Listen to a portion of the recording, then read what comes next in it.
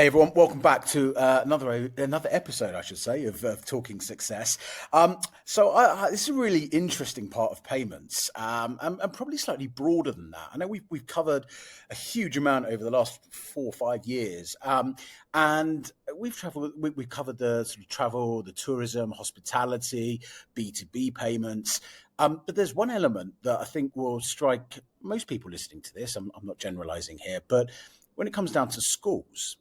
Right. So if you think about the schools, certainly here in South Africa, how much or how many transactions are made within a school? Now, it's not just school fees, which unfortunately quite a few people have to encounter here in South Africa. But there's also the ancillary services, so school trips, lunch, buying lunch. There is the tuck shops. There are sports, there's activities, there's all these other sort of elements. And you're thinking, well, there may be a popular player in that market, which we'll cover on a little bit later. And I first met Theo, who's joined me today, actually on a payments working group that was focused on something called EZAR, which I think I've spoken about in the past, which is a rand-backed stablecoin. So I'm sitting here when I first met Theo going, what on earth has a stablecoin got to do with the education system and payments within education? We had a chat, I think it was last week, and he kind of opened my eyes to this world of payments within the education system. And it's not just tertiary, it's across the length and breadth of education here in South Africa. So I asked him to come on the podcast today and really talk us through, first of all, what that sort of landscape and that world looks like. I'm quite unfamiliar with it. As a student, I'm very unfamiliar with it. I dropped out of school as soon as I could. But my kids, my stepkids are in school, so I'm familiar with the types of payments that need to be made, which are far too frequent and far too much. But that's a story for another day. Theo is an expert in this field. He's built a really interesting business based out in Cape Town in Somerset West, and he's going to tell us about that today. So Theo, thanks so much for coming on. I really, really do appreciate it. I know you've got quite a popular surname, right? If you're in the world of rugby, if I'm not mistaken. I did pick that up and thought, you another kind of Brian Habana. No, Glad you're not. But, you've got the hair that looks like you should be in a box team. So on the surname, maybe just thanks for having me today. It's we'd really enjoy speaking about the topics we're going to be covering today. And I often get the whole, are you familiar with Theo Kitshoff? And I wish everyone listening to this podcast can watch it, because they'll definitely see the resemblance between my shoulder width and that Kitshoff shoulder width, right? No, so not at all related, but you don't have a lot of Kitshoffs in South Africa at least. So yeah, but in any case, thanks for having me. I'm excited for the discussion lying ahead. Well, let's frame this, okay? So let's first talk about Sticcit. Let's talk about the business first, because then I think that's going to set a really good scene for some of the challenges you're looking to solve and are solving. So do you want to give us a quick kind of background, where you guys came from, what it is you do, and how the business has evolved? Yeah, 100%. So three of us started the business together. It's now almost 7 years ago. Can't believe how quickly time flies by. But without giving the full backstory, I come from the banking space, and my two co-founders, they come from the technology. They built the first BlackBerry apps in the Pretoria BlackBerry Apps Lab. That was about, I probably think, like 12, 13 years ago now. So we had sort of a combo of financial services, banking, together with technology, and almost like business process optimization type worlds coming together. And since varsity, we always had this dream of, trying to use the skills that we've got to really make as much of an impact in moving an industry forward as we possibly can. And it was while working sort of in the banking industry that, for me, something that was quite obvious was that it felt that the banking environment evolved not necessarily because of what people truly struggled with when it comes to money matters, but more how they could solve for the economic model, which really came under attack with forums like Basel and those sort of requirements coming into the banking landscape and making it much more expensive for banks to do what they do, and ultimately meet shareholder level returns that they require to pay back. So we always sort of like wondered, man, it would be fun if we can have a blank canvas, and if we can take a stab at designing money systems that truly serves people without any of the legacy considerations that we have to deal with today. So that was sort of the very philosophical thing that brought us together. And we really also felt that the way that we go about solving money problems as an industry is probably one of the most important things we need to consider, because everybody touches the money system every single day of our lives. So the way we go about solving money challenges is kind of important, because you can't go without it. So it's up to us to make sure that we're really responsible in how money system serves people and not the other way around. So that was sort of the philosophical starting point of our whole journey. I was going to touch on that. I know we're going to go off on tangents here, Yeah. and I'm going to cut into something I had a note to talk to you about. But we talk about people. Now, money touches everyone. Obviously, maybe not when you're 3 or 4 years old, but certainly when you're early teens or pre-teens, you're kind of I don't know, 6, 7, 8. These days, it seems to be getting younger and younger. That kids want access to funds now. I use the word funds rather than money, because the money is very different these days to what it was. But your whole sort of business and your whole thesis around this is about the collective, right? This isn't about sort of going for one specific segment and saying we're going to narrow on this niche and this age and this type of demographic. It's quite broad, right? Yeah. No, 100%. I mean, well, if I can ask you, Darren, isn't it very broad as well how people should go about trying to fix problems we face every single day? How we go about building a more exciting future than the one we've currently got.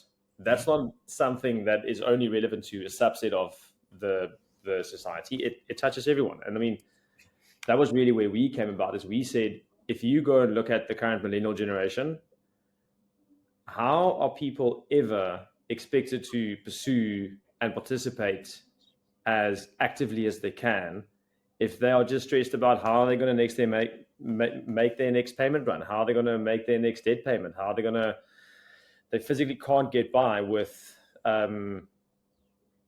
living life to the fullest extent because of financial anxiety. And I mean, that's not I'm sure you can relate to it to a stage in your life where you had some serious financial anxiety. Now, we're definitely not trying to say that it must just be smooth sailing ever. I think stresses are very important for people to have so that you can push yourself to the next limit. But there's a level of financial anxiety that's just not healthy in any way.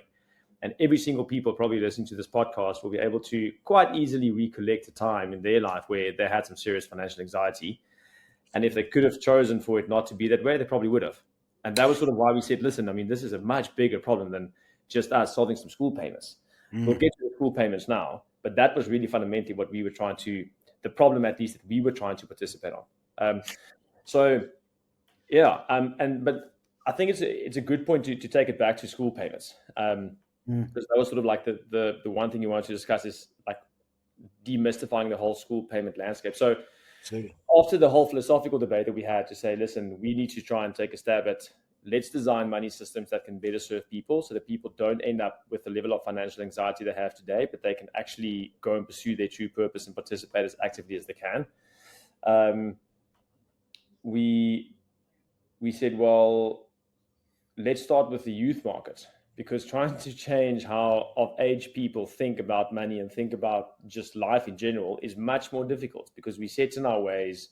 You've been bombarded over at least 18-year life already with regards to how banking should work, how payments should work. You've got your service provider. So we just said, cool, let's start with the youth market. That'll probably be something worthwhile, because then we can implement a whole different way of thinking about these things and thinking about money as well. But immediately we sort of got to the roadblock of, okay, well, if you want to work with the youth market, you have to work with guardians. And if you work with guardians, then how are you going to actually distribute this thing? Because how are you going to speak to parents so that you can help parents better help kids when it comes to money matters? Yeah. So that was sort of like a problem that we knew from day one. okay, well, we're going to have a distribution problem very practically in terms of working closely with the youth market. And then through our collective experience, we knew that schools are really struggling with overcomplicated payment infrastructure, simply put. And that's not what schools should be doing. Schools should be focusing on supporting learners and helping learners learn and be curious as much as possible so that they can go on and face the challenges of life, right?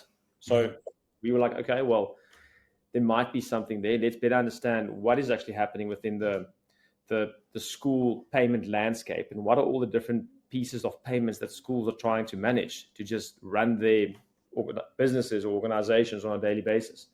And that's where we very quickly found that the payment solutions out there today, even including some of the existing solutions that's moved the game a bit forward, it's very disconnected and it's very difficult for schools to manage all these different pieces of payment infrastructure, and it takes focus away from them helping the kids and creating more vibrant learning environments. So that was sort of the problem statement that we then started with. Is cool. How can we support schools to streamline their payment infrastructure and payment ecosystem in a way that they can collect more funds in a more streamlined administrative process, so that they can spend less time on managing payments and collect more from their parent audiences, and that will ultimately make them more sustainable organizations as well. So there are kind of three parties involved in this, which is the school, which is the parents, and which is the kids, right? So there's kind of three touch points that you as a business have. Am I correct in saying that? Well, yeah, it's actually a fourth one. There's you've got a lot of third parties also operating within the school ecosystem. Okay. You've actually got four. In terms of suppliers, you mean people that are supplying services? So I mean, tax shops are often external, clothing store providers are often external, sporting events, you've often got external third parties operating within the school campus. So yeah, you've actually got those four stakeholders ultimately that all participate together, like in well, at least trying to support the school ecosystem be stronger so that we can better support the kids, right? So yeah, but I mean, we on the payment side, the school really is the primary customer here. And it's all about understanding what are the different things that the school needs to manage when it comes to payments. So you'll very quickly start realizing that, cool, so you've got a school collections app that you can do collections for school outings or service days that the school runs. Then they've got their card machines at the admin office. Then they've got a cashless tuck shop solution that they use. Then they've got a cashless solution that they use for sporting events. Then they've got ticketing platforms where they use another different payment gateway. So very quickly you start realizing that school finance officers, they sit there and they do 4, 5, 6 different payment exports, pivot tables, and trying to figure out how do they do their bank recons between these different payment sources. And on the parent side, same thing. For the one, you need a wallet. For the other one, you need to give your kid cash. For the other one, you can use your card to make a payment. For the other one, you go and need to make a manual EFT payment. So for parents as well, it's kind of like all over the show. So our whole takeaway was, well, if you can provide the school with one touch point that they can cater for all these different payment use cases and offer the parent one platform that they can use for all these different payment use cases, well, then you can solve the school payment problem. And then you can solve the parent problem so that they can ultimately collect more funds from their parent audiences. So seems kind of straightforward, but it's when you get into the detail of it that it starts getting quite complex quite quickly. I think if you were to ask most parents, me being one of those, I know you are as well, what's your biggest challenge? It's probably not going to be payments to the school. I think if someone says, what's your biggest challenge? You go, the kids, right? Or the wife. But let's be politically correct. Let's say the kids, right? We can cut that up better. Yeah, I know. I'm clearly sitting here alone. I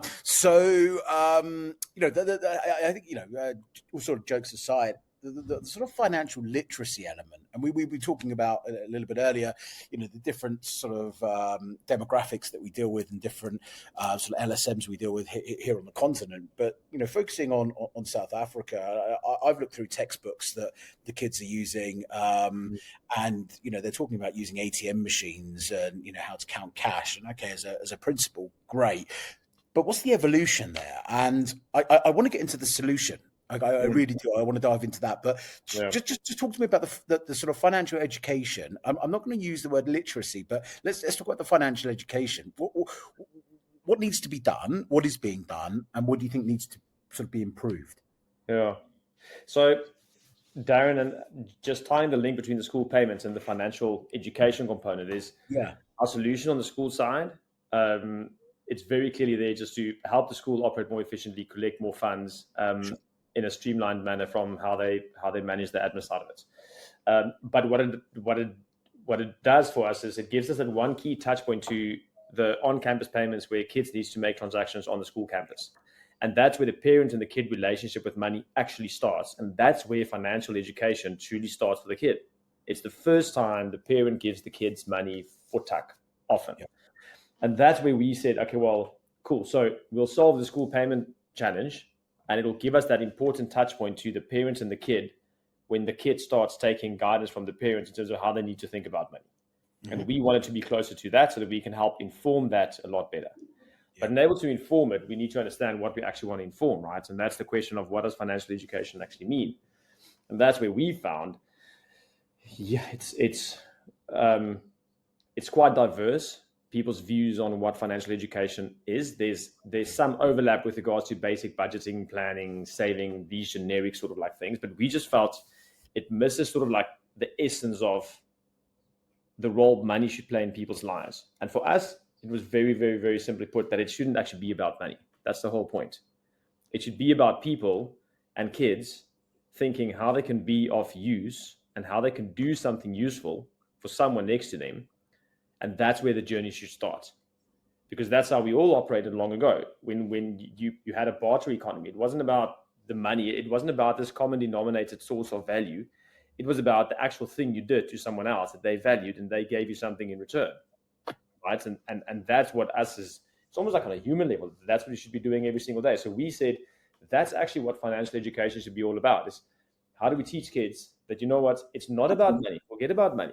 It's actually about doing something useful. And if you do that in modern society, you will probably get something in the form of money, because that's these days how people sort of like reference value, right?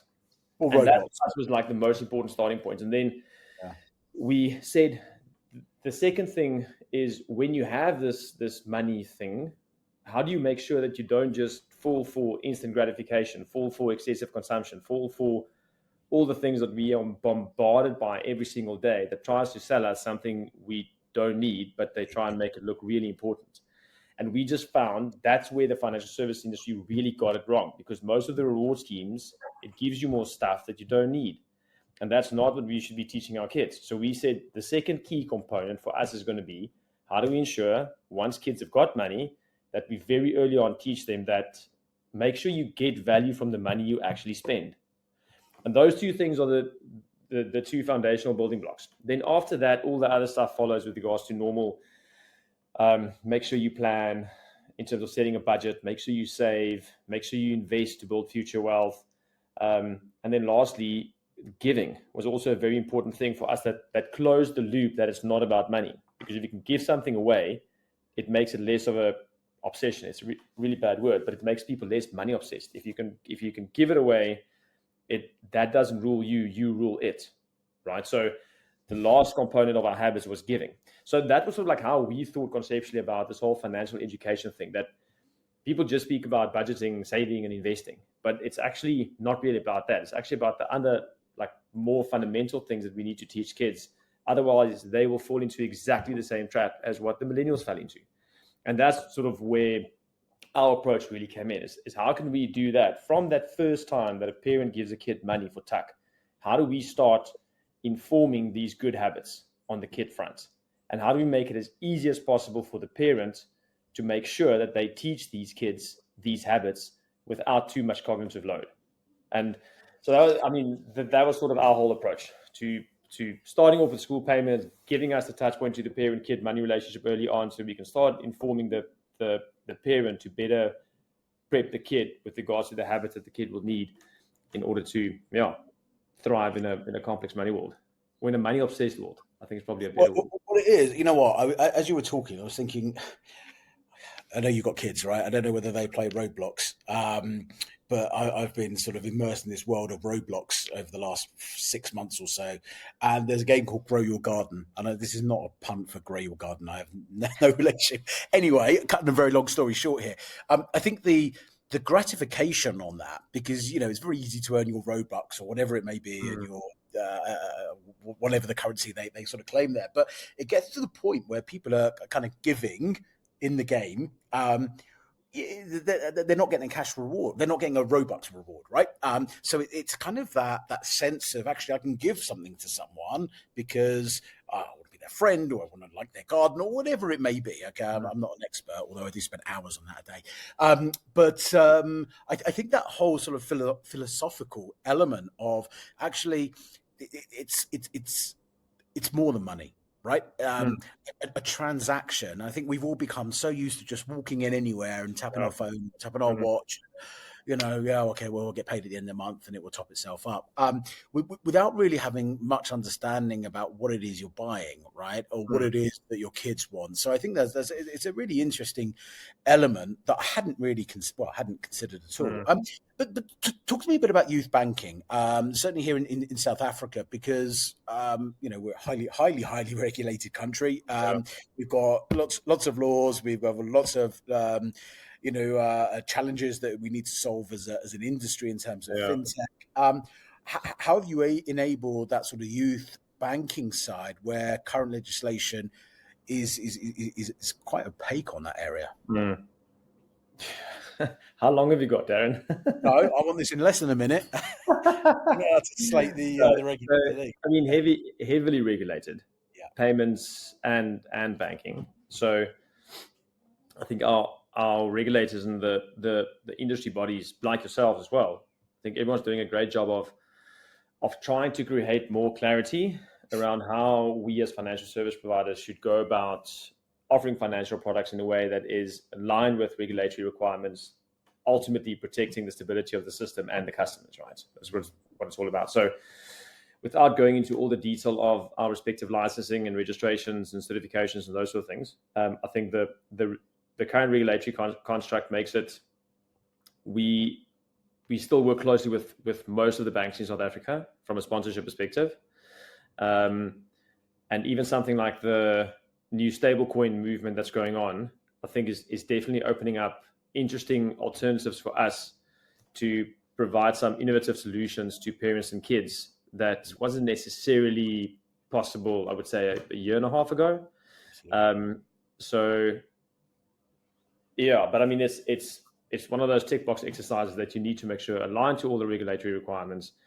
Try and be part of the discussion as much as possible, so that we can push the regulatory space forward as well, and ultimately, so we can better serve our customers, right? So, but I mean, interesting one. It's the whole day on the regulations. That's a whole another series, let alone another podcast.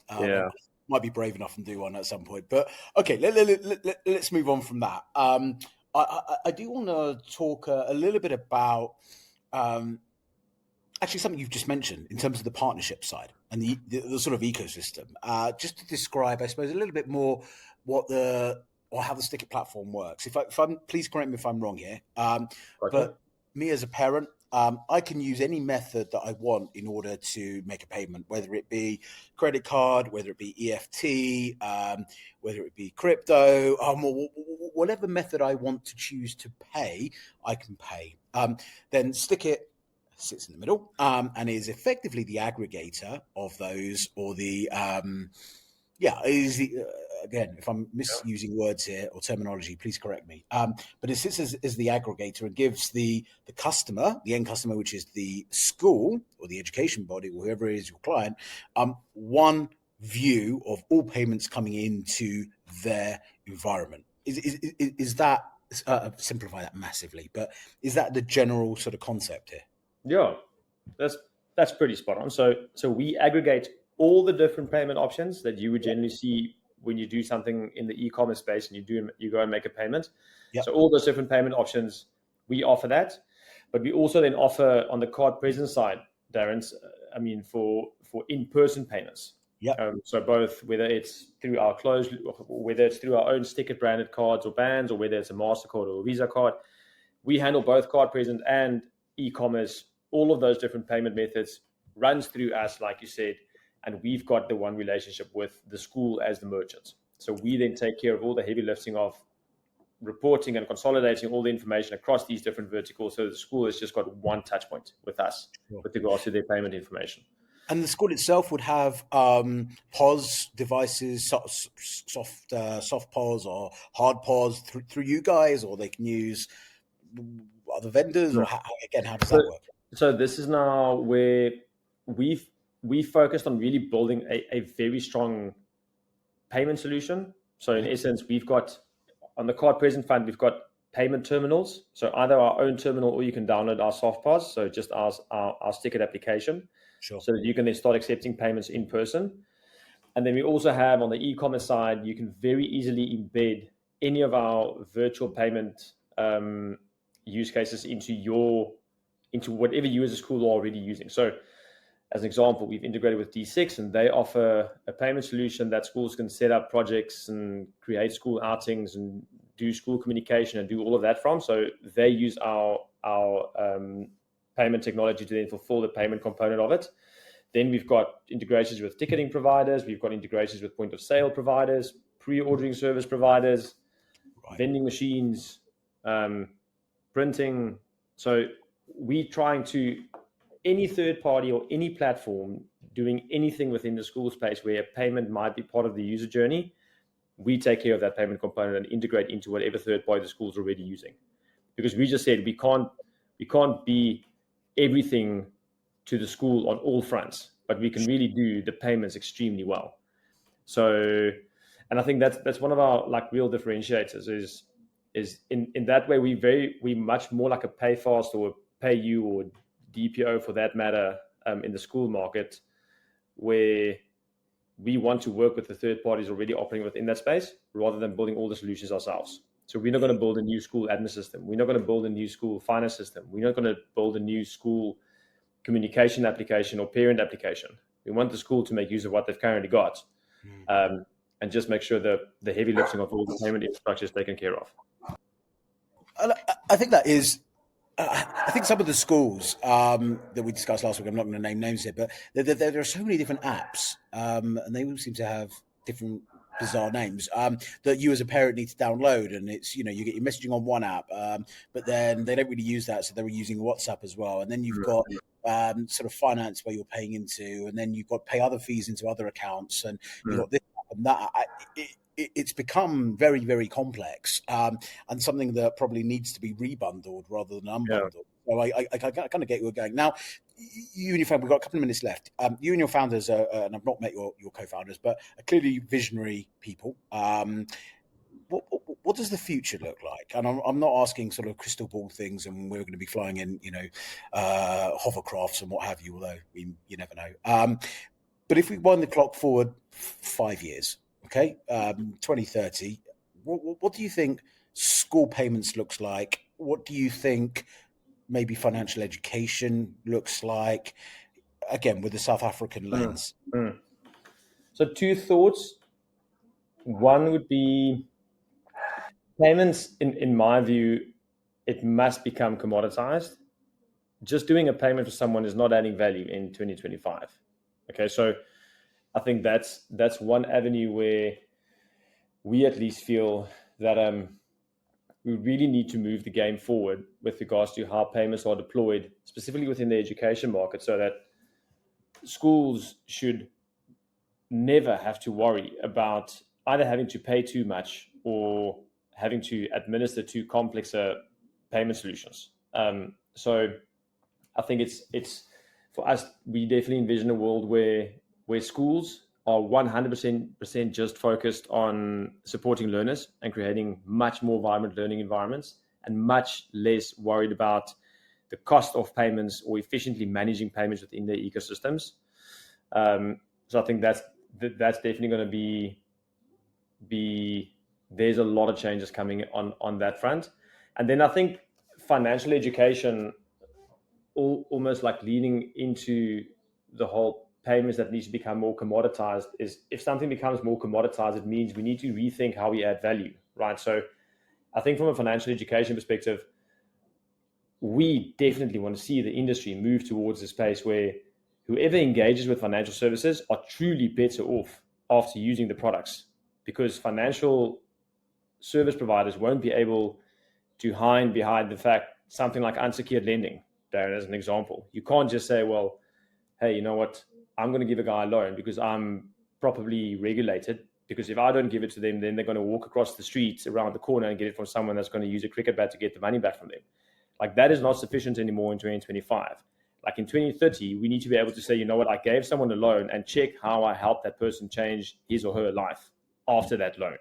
So that's how we sort of, like, we all need to level up completely how we think about adding value to our end customers, whether it's a school that needs to focus on learning and not managing payments and paying a lot of money for it, or whether it's a user, a kid or parent that needs to make sure that they can actually go and pursue their true purpose and not be constrained by their money matters because the financial services players somehow gave them products that wasn't necessarily fit for purpose or that drove the wrong behavior at that user. So it's sort of just like a whole bunch of leveling up that everybody is going to have to do, because a lot of the solutions we have today will become completely commoditized, and you can't justify that as a value add anymore.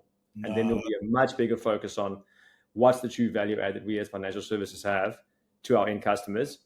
And the spotlight will be much more on that. And just the last thing, I mean, I'm quite excited about these sort of things is, as a KPI, you can't have a recurring active user anymore as a key KPI. You can't claim 23 million users that's using my services. Hey, check what a big difference I'm making. Your KPI will need to become, well, great, 23 million users used your solution, but then what? What happened? So I want to be able to say 23 million users used my solution, and because of that, they now have got 2 side hustles, and they're doing much more in society because they understand earning more comes from doing more, and they learn that through my platform. So that's sort of like the leveling up, even on like a KPI level. It's like we're trying to challenge everyone that we, just level up the level that or from an abstraction perspective, we need to add more value to people and not to commoditize services that you shouldn't actually be paying for. Theo, I have to be honest with you. When I sort of first spoke to you, and I think we first had an engagement through Finasa, we didn't sort of talk much. And then when we first had a conversation last week, or whenever it was, I really didn't get the sort of philosophical view that you clearly have, and it's hugely encouraging. I think it's very different. I have the pleasure of speaking to lots of people in the industry. There's probably only one other person I can think of that has stood out for actually building a business out of not just out of what am I looking for? Success, or just with the pure goal of success, but actually wanting to make a true impact in the ecosystem and to people's lives. So kudos to you and your business partners, and I sincerely mean that. This is not rehearsed whatsoever. Theo, there are so many more elements that I really want to go through with you, but we're kind of out of time. I really want to talk through the yield elements, the closed loop, the different payment sort of mechanisms and options, what the future kind of looks like as well, where else you're adding value in terms of that whole sort of value chain. I'd love to have you back on maybe in a couple of months' time before Christmas and talk to you a little bit more. But Theo, if there's anything that anyone wants to sort of find out about the business, LinkedIn, website, we can put some links down here. I know you've got some content you're working on as well. Where should we direct people? So Darren, easiest will be if you want to speak to me directly, reach out on LinkedIn. Okay. I'm trying to be a bit more active on the platform itself. Otherwise, if it's with regards to Sticcit itself, we've got a lovely support there. So support@sticcit.co.za. That's the easiest way to get into our ecosystem. And someone, whatever it is that you want to ask us or speak to us about, that's the place to go. And on that, I would honestly, all the listeners, if you are doing anything within this education market, if you are passionate about how we make sure we equip future generations to deal with the nonsense that we are leaving them with, please do reach out to us so that we can figure out how to work together, because it's definitely not going to be us alone that hopefully changes the world for them, but the larger ecosystem. So yeah, please reach out and get involved. Let's see how we can do this thing together. Amazing. Thank you so much, Theo. Great to have you on. Looking forward to sort of seeing the journey. Looking forward to grabbing you in Somerset West as well for a drink or a haircut. Sorry, 100%. An inward joke about the haircut, but yeah, I hope your son doesn't give you too much more strife about that. But best of luck with everything. Fascinating business, fascinating model, and I wish you the very best of success. Good stuff. Thanks, Darren. Appreciate it. Thanks so much. Take care. Cheers. Bye.